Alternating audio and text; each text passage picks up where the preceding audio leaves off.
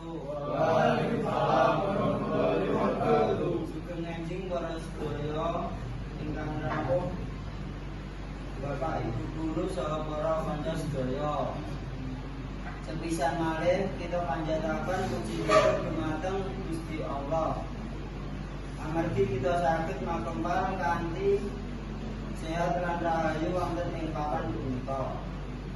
Para rawuh sedaya saderengipun sepangaken nami kula Java Tresnandia Putra Dinata. Ing dinten punika kula badhe ngaturaken bab pentingnya disiplin wektu. Disiplin wektu punika kegolong sifat ingkang wigati sanget. Utamane dige para siswa. Kanthi disiplin kita saged ngatur wektu kangge sinau, dolan lan sare kanthi becik.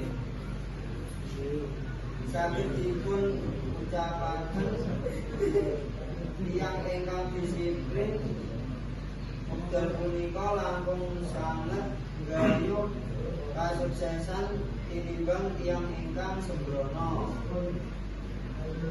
Contohipun, yen kita tepat waktu mlebet sekolah, kita mboten namung ngajeni aturan sekolah, nanging ugi nambah semangat sinau, disiplin wektu ugi dadosaken urip kita langkung tertib lan teratur.